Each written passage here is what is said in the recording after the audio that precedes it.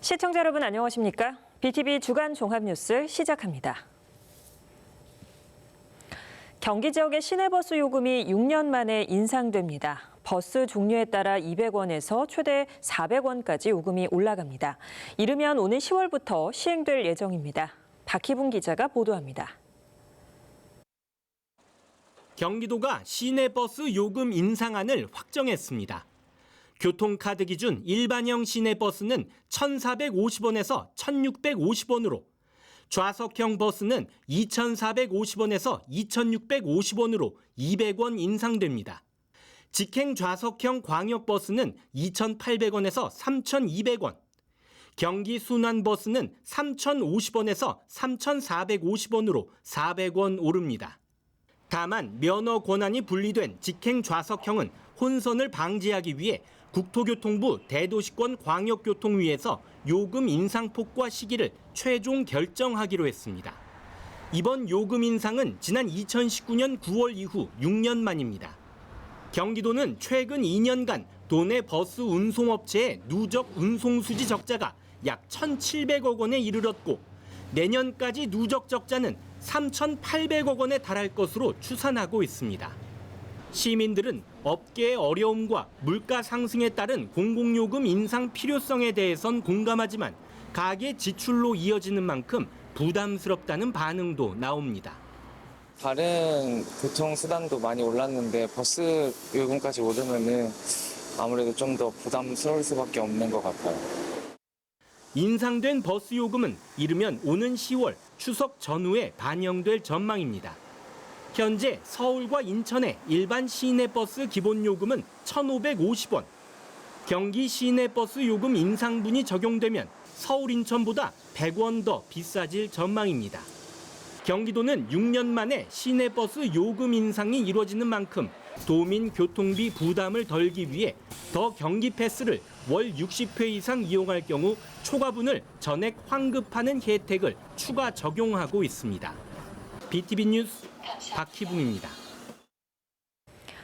용인 수지구청역 일대 아파트에서 재건축 바람이 불고 있습니다. 우선 3개 단지에서는 추진위원회 구성 승인을 받고 절차를 진행 중인데요. 재건축 단지에는 28층에서 30층 규모의 아파트가 들어설 전망입니다. 김효승 기자가 보도합니다. 1995년 들어선 용인 수지 한성아파트입니다. 올해 들어 이곳을 포함한 수지 일대 아파트 3개 단지에서 재건축 추진위원회 구성을 승인받고 절차를 진행 중입니다. 추진위원회 구성 승인 단지는 수지 삼성 2차와 4차 한성아파트로 용적률은 289.9% 수준입니다. 기존 15에서 18층 수준이었던 3개 단지는 28에서 30층 규모로 재건축 계획을 잡고 있습니다. 세대수의 경우 통틀어 기존보다 200세대 정도가 늘어날 전망입니다. 기존 2,331세대에서 2,533세대로 9% 정도 늘어나는 수준입니다. 이들은 선도단지가 되기 위해 속도전에 열을 올리고 있지만 높아진 건설 비용과 이자율, 부동산 시장 변동성은 과제입니다. 최근에 급박하게 올라가는 시공사들의 어떤 건설 비용 이런 부분들이 어떻게 계약이 될 것인가 이 부분을 좀 봐야 될 것 같고, 두 번째로는 최근에 다행히 금리 인하 시기입니다. 빠르면 2030년 정도에도 저희가 좀 욕심을 내서 이렇게 입주할 수 있는 시기까지 조금은 당겨보는 어떤 그런 기대를 갖고 있습니다. 세대별 분담금의 경우 5억 원 내외가 될 것으로 재건축 추진위는 내다보고 있습니다. 약 34평 기준, 84 기준에 약 5억 원대 한 중후반 정도가 이야기되고 있는데요. 역세권 개발 등을 통해서 아마 기본적인 분담금 부분에 대한 부담은 상당히 떨어질 것으로 보고 있습니다.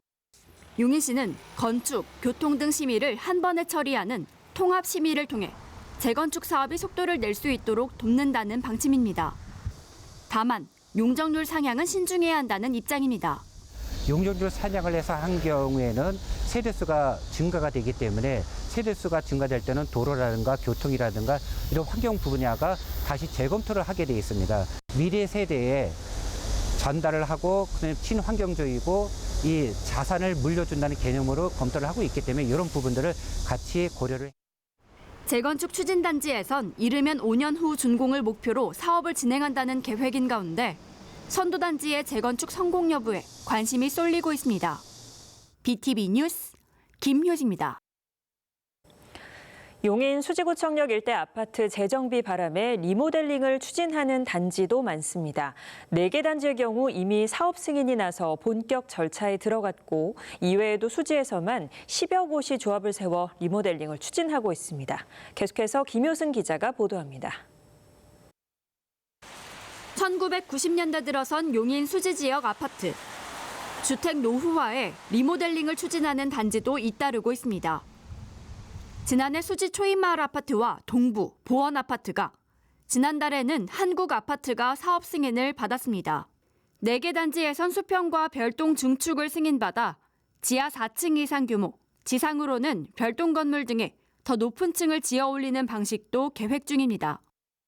세대수로는 단지별로 50세대에서 많게는 90여 세대까지 늘어나게 됩니다. 기존 세대보다 5에서 10% 늘어나는 수준으로 일반 분양을 계획하고 있습니다. 리모델링의 경우 2028년 준공을 목표로 진행하는 단지도 있습니다. 시설을 개선하면서도 재건축보다 적은 규제로 빠른 추진이 가능할 것으로 조합은 기대하고 있습니다. 구축에 대한 이제 환경적인 불편함 때문에 리모델링을 저희가 추진하게 되었고요. 재건축은 규제가 많고 리모델링은 완화되는 조항이 많기 때문에 리모델링 단지에선 재건축보다 저렴한 비용으로 정비를 추진할 수 있을 것으로 보고 있습니다. 그리고 32평형이 37평형으로 변경되면서 예산 분담금 4억 3천만 원 선인데 아마 지금 수지 인근뿐만 아니라 타 지역에서 리모델링 추진하시고 계시는 조합들도 비슷한 수준으로 제가 알고 있고요.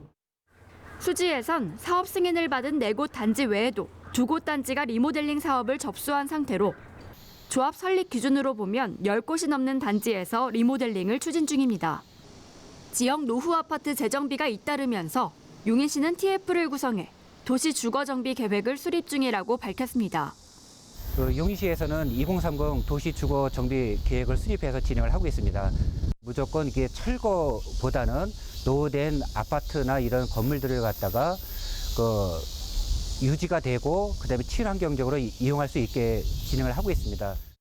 한편 리모델링 승인을 받은 4개 단지는 2028년에서 2029년 준공을 목표로 하고 있습니다. BTV 뉴스 김효수입니다.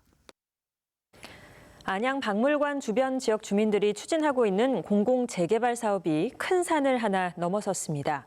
국가유산청이 층수 제한을 완화하면서 문화재 주변 100m 안에서도 16층 이상의 건물을 지을 수 있게 됐기 때문인데요. 주민들은 남은 숙제를 풀어 이번만큼은 반드시 개발을 성사시키겠다는 의지를 보이고 있습니다. 이창호 기자의 보도입니다. 국가유산청이 통일신라시대 유물이자 보물사호인 중초사지 당간지주 주변 지역에 대해 층수 제한을 완화했습니다. 지금까지는 100m 이내에 최고 4층까지 지을 수 있었지만 이번 규제 완화로 16층까지 건물을 올릴 수 있게 된 겁니다. 지난해 10월 공공재개발 사업을 신청한 안양박물관 주변 지역 주민들은 60년의 한을 풀게 됐다며 크게 환영하고 있습니다. 각종 규제에 의해서 개발 시도는 여러 번 있었지만 모두 그 규제에 의해서 실패를 봐온 것이 저희 지역입니다. 그런데 이번 국가유산청이 그 규제를 상당 부분 해제해 준 데 대해서 깊은 감사를 드리고 있습니다. 하지만 넘어야 할 산은 아직 많습니다. 규제 완화로 공공재개발을 위한 첫 고비를 넘겼지만 분담금 문제와 사업성 확보라는 숙제는 여전히 남아 있습니다. 주민들은 사업성 확보를 위해 특별 건축구역 지정이 필요하다는 입장입니다. 지금 앞쪽에 있는 이제 경수산업도로 앞쪽은 이제 고층이 가능한 지역이긴 하나 기본적인 건축법 등에서 사실은 층고 제한이나 이제 동간거리 등 뭐 이런 기본적인 법률에 좀 걸리고 있어서 이 부분 관련해서는 사실은 이제 특별 건축구역이라든지 이와 함께 주민 분담금을 낮추기 위한 지원도 병행해 줄 것을 요청했습니다. 앞으로 이제 요걸 넘어서서 주민들의 분담을 좀 완화할 수 있는 방안은 안양시가 조금 더 적극적으로 검토해 주셔야 하고 조금 더 전향적으로 좀 이렇게 봐주셔야 한다는 말씀을. 안양박물관 주변 지역 주민들은 문화재 규제가 완화된 이번 기회를 반드시 잡겠다며 개발을 향한 의지를 불태우고 있습니다. 주민들의 의지도 한 곳으로 모아지고 있습니다. 공공 재개발이 이번 안양시 첫 사업이기 때문에 반드시 성공해야 된다라고 생각을 하고 있고 주민들에게 이 환영받는 그런 모델로서 성공하도록. 안양시와 도시공사는 걸림돌이었던 문화재 규제가 완화된 만큼 올 안에 정비 예정 구역으로 지정할 방침입니다. 문화재 규제로 60년간 재산권 행사를 하지 못한 안양박물관 주변 지역 주민들. 규제 완화로 공공 재개발에 대한 기대가 한층 더 높아지고 있습니다. BTV 뉴스 이창호입니다. 시흥 105 신도시에 들어설 서울대병원이 오는 18일 공식 착공합니다. 착공식은 9월 중 열릴 예정인데요. 그동안 예산 문제 등으로 사업이 지연된 만큼 설계와 시공을 동시에 진행해 2029년에는 개원하겠다는 목표를 제시했습니다. 조윤주 기자가 보도합니다. 시흥 105 신도시 내 서울대병원 예정 부지입니다. 시민들의 오랜 수건이었던 서울대병원 건립이 오는 18일 이곳에서 첫 삽을 뜹니다. 이에 앞서 서울대병원은 지난해 12월 현대건설 컨소시엄과 우선시공분 공사 계약을 체결했습니다. 이에 따라 부지 정지와 터파기 등 초기 공사부터 골조, 마감 등 본공사까지 차례로 진행될 예정입니다. 전체 공사 기간은 약 46개월. 공사 완료 뒤 시운전과 시범 운영을 거쳐 2029년 개원을 목표로 하고 있습니다. 서울대학교 병원과 현대건설 컨소시엄은 설계와 시공을 병행하는 패스트트랙 방식을 도입하고 사업 일정을 효율적으로 단축하여 29년 개원을 목표로 현재 사업을 추진 중에 있습니다. 그동안 시의회에서 제기돼 온 건립비 증액 우려에 대해서는 협약서에 증액 불가 조항을 명시했다고 밝혔습니다. 또 연도별 예산 편성과 실적 기반 교부 기준을 마련하고 부적정 집행 시 전액 환수 조항도 포함해 재정 손실을 막는 안전장치를 마련했다고 설명했습니다. 공공 의료 시설에 우리 서울대 병원이 들어온 만큼 시민들의 기대 또한 큽니다. 예산이 제대로 쓰이고 있는지 우리 시의회 차원에서도 지속적으로 점검해 나가도록 하겠습니다. 이와 함께 개원 시점에 적용 가능한 시민 혜택과 지역 공헌 사업이 실효성 있게 추진될 수 있도록 한다는 방침입니다. 시흥시의 오랜 수건 사업인 서울대병원 건립 사업. 마침내 착공이라는 새로운 출발선에 섰습니다. BTV 뉴스 조윤주입니다. 시흥시가 추진 중인 공공산후조리원 개원이 지연되고 있습니다. 설계도 끝나지 않은 상태에서 임대차 계약이 체결되면서 사용하지 않은 공간에만 임대료가 5천만 원 넘게 나간 것으로 드러났습니다. 시의회는 계약 절차와 예산 집행에 문제를 제기하며 책임 있는 행정을 촉구하고 있습니다. 계속해서 조윤주 기자가 보도합니다. 산모와 신생아를 위한 공공복지시설로 기대를 모았던 시흥시 공공산후조리원. 대야동에 있는 폐업한 조리원 건물을 리모델링해 올해 7월 개원을 목표로 준비해왔습니다. 하지만 아직 설계조차 끝나지 않았고 공사는 시작도 못한 상태입니다. 그런데 시흥시는 지난 3월부터 이달까지 이 건물에 임대료만 5,300여만 원을 지출했습니다. 매달 1,000만 원씩 사용하지도 않은 공간에 예산이 들어간 겁니다.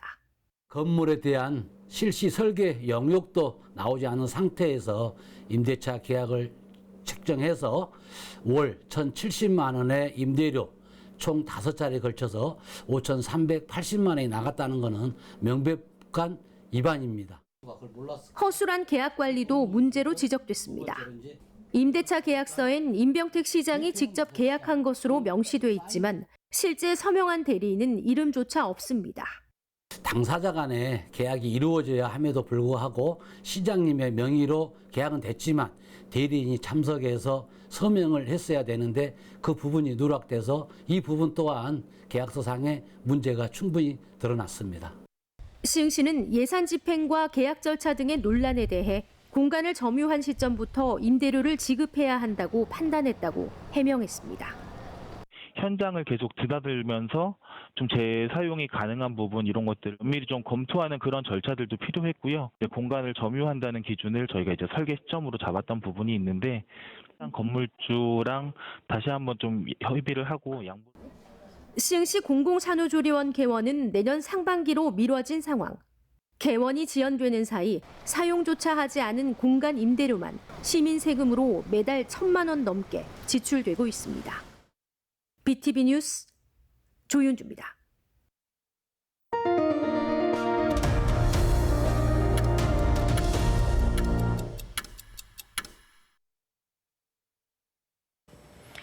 최근 화성 동탄에 문을 연 공공 물놀이 시설 패밀리풀이 큰 인기를 얻고 있습니다. 축구장 절반 크기의 메인 풀장과 유수풀까지 갖추면서 웬만한 민간 수영장 못지않은 규모를 갖췄는데요. 무더위가 기승을 부리는 요즘 가족이 함께 즐기기 좋은 도심 속 피서지로 주목받고 있습니다.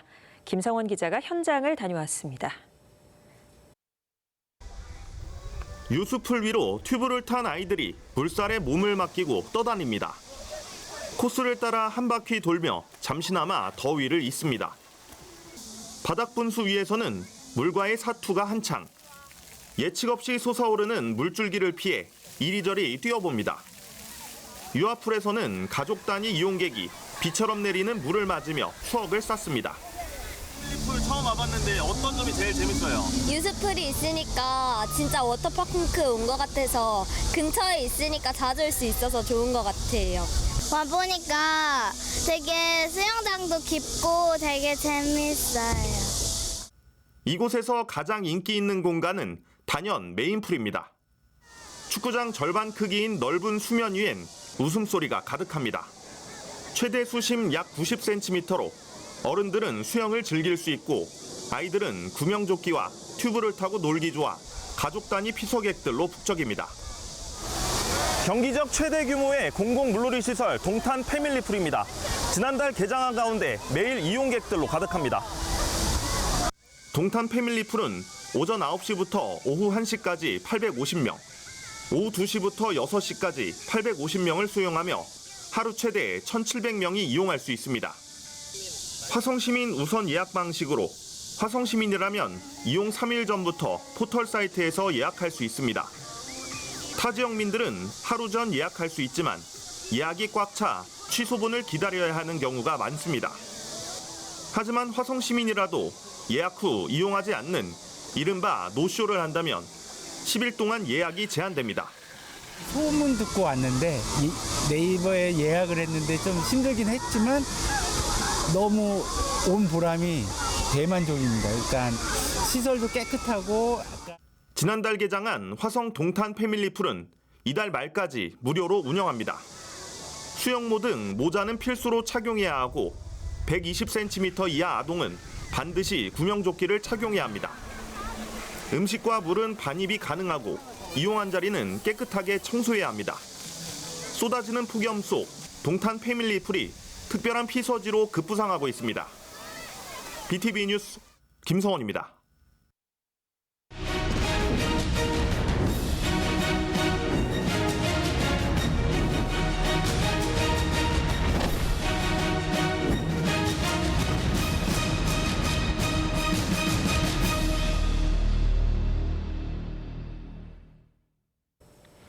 한 주간의 우리 지역 사건 사고 소식을 들어보는 경기 119 브리핑 시간입니다.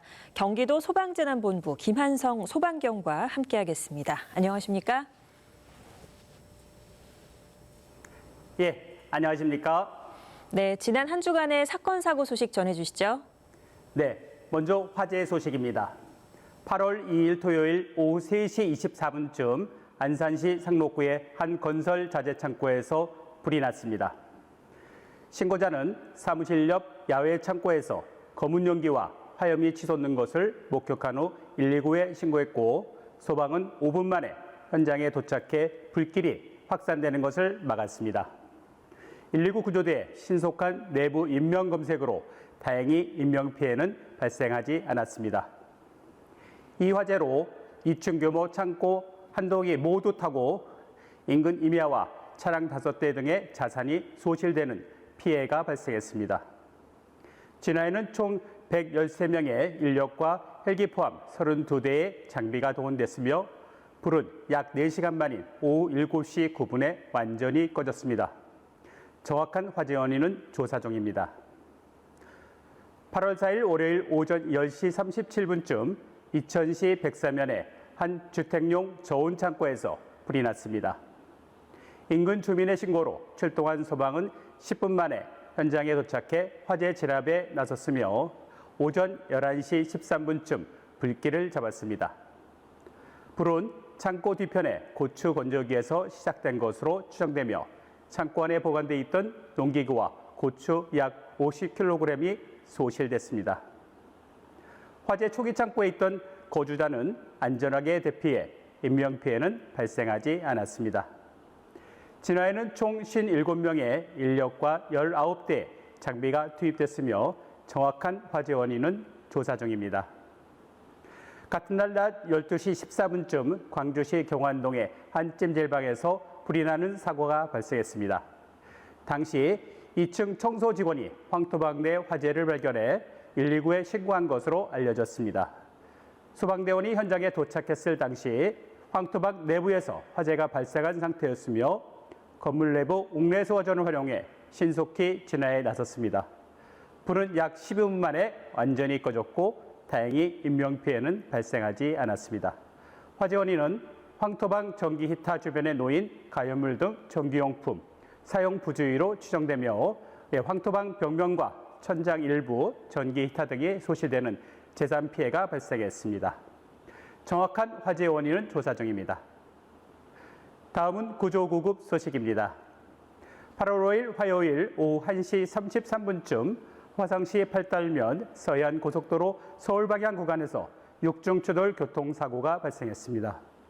정체구간에서 소행 중이던 K3 차량을 뒤따르던 차량이 속도를 줄이지 못해 연쇄적으로 추돌하며 다중추돌 사고로 이어진 것으로 파악됐습니다. 소방은 21명의 인력과 8대의 장비를 투입해 현장 확인 및 안전 조치를 진행했습니다. 다행히 중상자는 발생하지 않았고 차량 탑승자 12명은 사고 처리 후 개별적으로 병원을 방문한 것으로 전해졌습니다. 이 사고로 차량 6대가 파손되는 재산 피해가 발생했습니다. 정확한 사고 원인은 조사 중입니다. 고속도로 사고는 한순간에 방심에서 시작됩니다. 충분한 안전거리 확보와 전방 주시는 기본입니다. 특히 졸음운전, 부주의 운전을 경계해야 사고를 예방할 수 있습니다. 휴가철 이동이 많은 시기인 만큼 조금 더 여유 있게 주행하시고 방어운전을 습관화하여 나와 가족의 안전을 꼭 지켜주시기 바랍니다. 고맙습니다. 이상으로 BTV 주간 종합뉴스를 마칩니다. BTV 주간 종합뉴스는 홈페이지를 통해 다시 보실 수 있습니다. 시청해주신 여러분 고맙습니다.